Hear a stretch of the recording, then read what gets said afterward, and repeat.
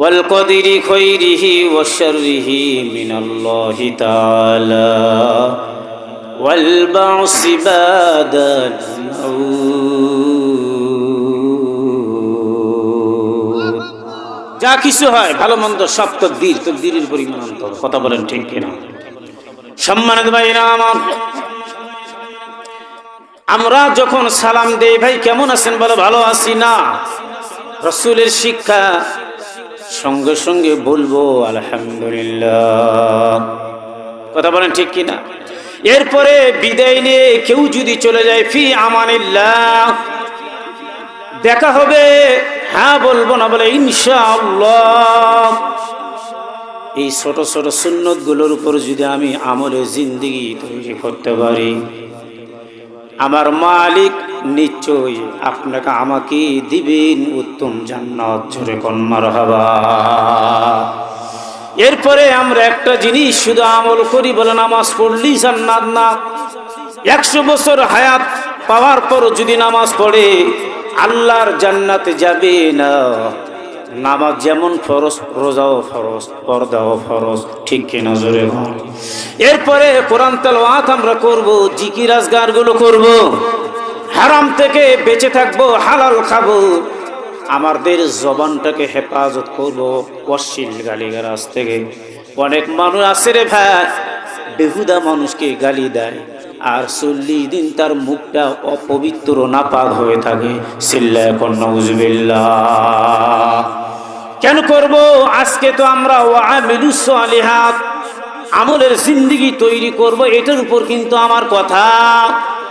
এরে ভাই শুনুন, আপনি আমি যেই জমিনের মধ্যে বসছি, একটা সেকেন্ডের বিশ্বাস কিন্তু আপনার আমার নেই।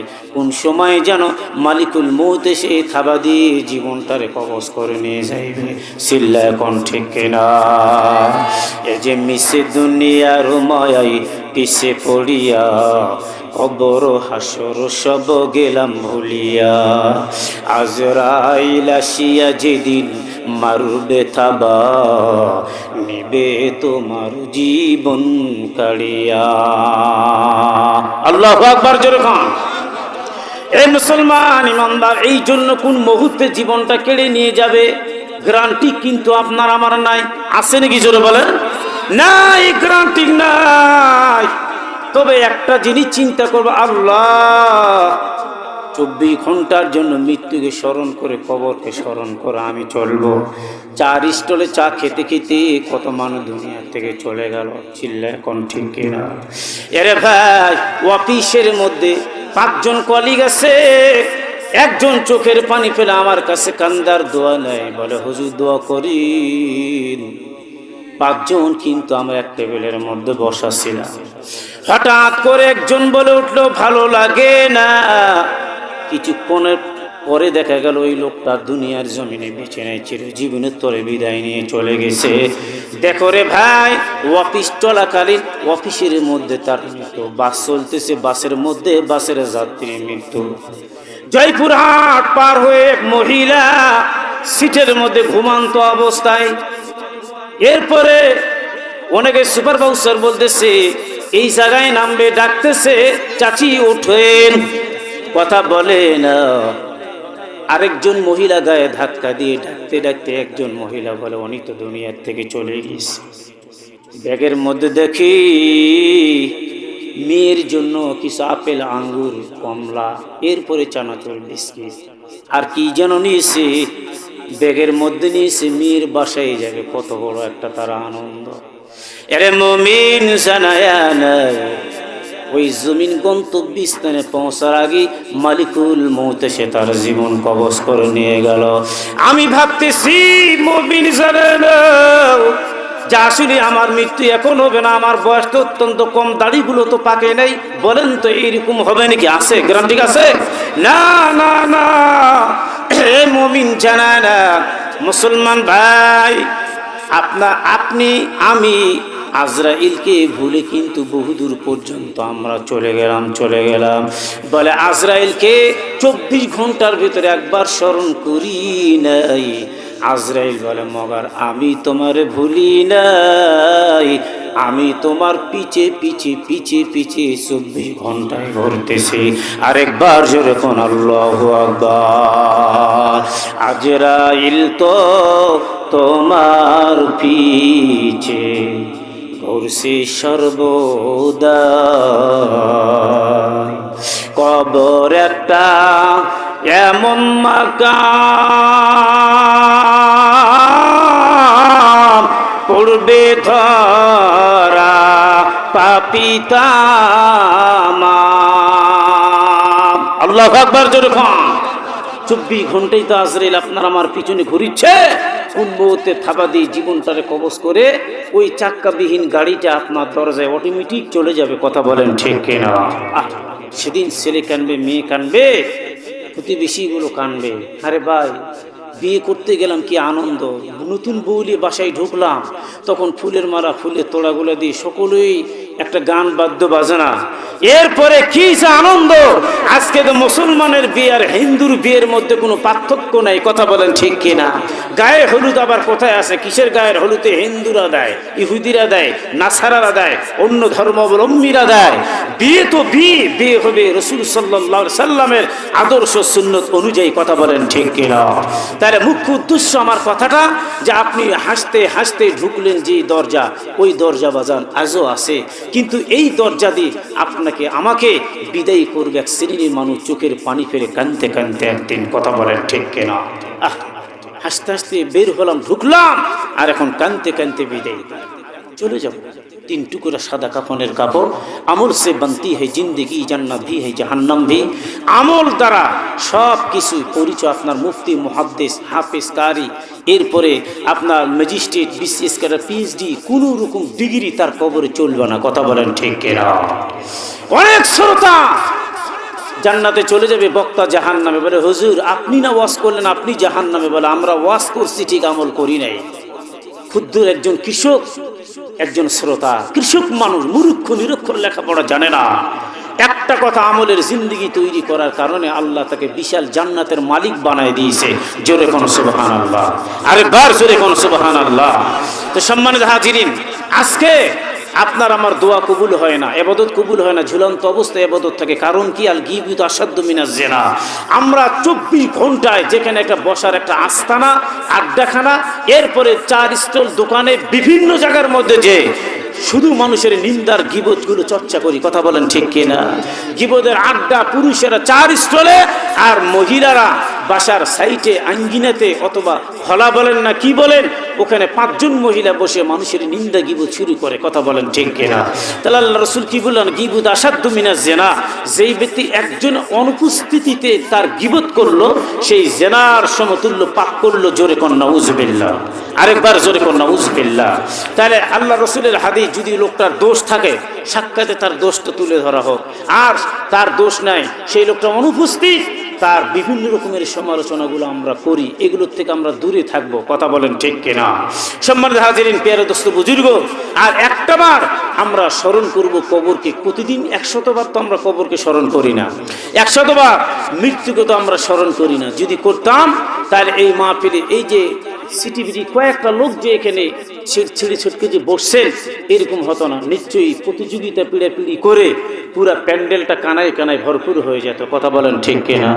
আজকে আপনি আগামীকাল পোস্টার ছাড়া, হ্যান্ডেল ছাড়া, মাইকিং প্রচার ছাড়া যদি কোনো চলচ্চিত্রে গায়িকাকে নিয়ে আসা হয়, 500 টাকা টিকিট, একটা ভিআইপি চেয়ার, এরপর 250, এরপরে 50, মাটিতে বসলে আপনি বিশ্বাস করেন এখানে কিন্তু জায়গা দিতে পারবেন না, এতগুলো লোক হবে। কথা বলেন ঠিক কিনা? অথচ সেখানে পোস্টার না, অথচ এই মাহফিলে কত টাকা লাইটিং এর খরচ, প্যান্ডেলের খরচ, ডেকোরেশন, এরপরে অপারেটরগুলো আসছে, বক্তাগুলো আসছে, এত মনে করেন আপনার 1 মাস ধরে চলিচ্ছে প্রচার হ্যান্ডেল পোস্টারগুলো। মাথার ঘাম পায়ে ফেলে দৌড়ে দৌড়ি করে চিঠিগুলো পৌঁছায় দিল। অথচ এই মজলিসের মধ্যে, প্যান্ডেলের মধ্যে, এই জান্নাতের বাগানের মধ্যে কোনো মানুষ নেই। কথা বলেন ঠিক কিনা?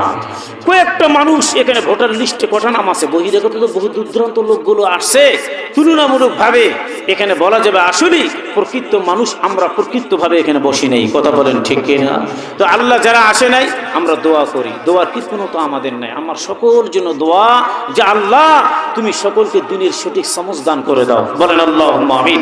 আমরা দোয়া করি আল্লাহ তুমি সকলকে ঈমানদার মুত্তাকিন পরহেজগার বানায় আল্লাহ তুমি পাঞ্জাগান নামাজি বানান, মসজিদমুখী বানান, ঈমানদার বানান। আল্লাহ তুমি জীবনে একবার হলো নবী স্বপ্নের মাধ্যম দিয়ে নবীকে দেখে এরপর তুমি কবর আমাদের ডাক দিও। জোরে বলি আল্লাহুম্মা আমিন। আরেকবার জোরে বলি আল্লাহুম্মা আমিন। সম্মানিত ভাইরা আমার, শেষ মুহূর্তের মধ্যে আর কয়েক মিনিট আমার টাইম অনুযায়ী আমি শেষ করে দেব। মুমিন জানা নাও ইন্নাল্লাযীনা আমানু ওয়া আমিলুস সালিহাত কানাত লাহুম জান্নাতুল ফিরদাউসি নুজুলা।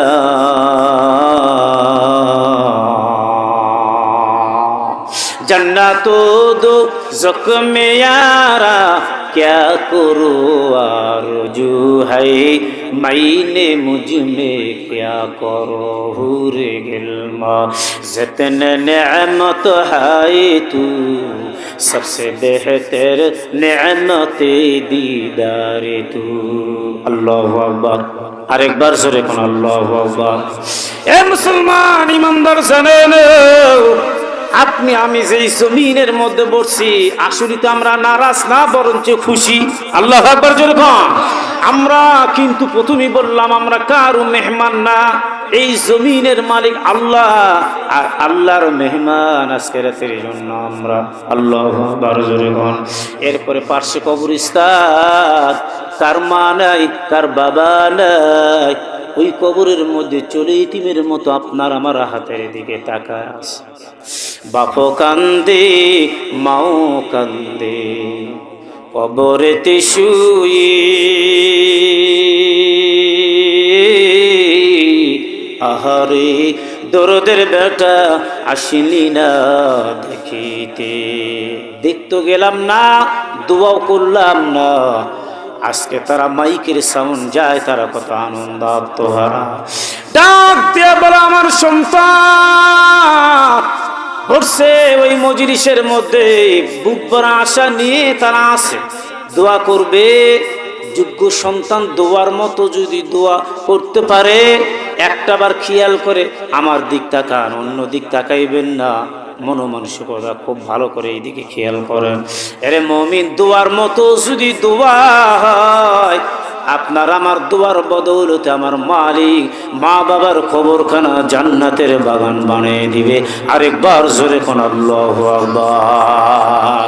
কি করলাম জীবনে, কি করলাম, বাড়ি গাড়ি টাকা পয়সা জমি জমা ইন্ডাস্ট্রি মিল কারখানা লিম্প প্রপার্টার সব কিছু তো করলাম। এরে ভাই কিন্তু আপনার আমার বাড়ির অভাব নাই। কতগুলো বাড়ি লিফট দিয়ে তৈরি করলাম, 10 তলা বিল্ডিং করব, ওই বাড়ির মালিক হলাম আমি।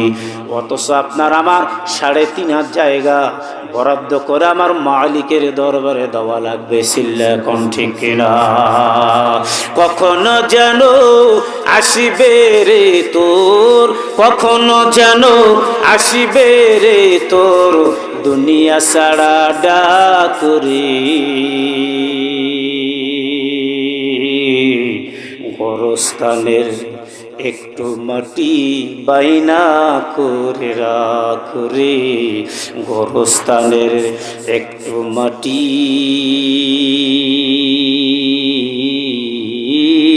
বাইনা করে রাখ রে। আল্লাহু আকবার জোরে খান। 3.5 হাত মাটিটা বাইনা করা দরকার আছে না না আছে? জোরে খান। এ ভাই একটাবার খেয়াল করো, এই যে কবর ডাকিচ্ছে কিন্তু আমরা শুনতে পারি নাই। কেন পারি না?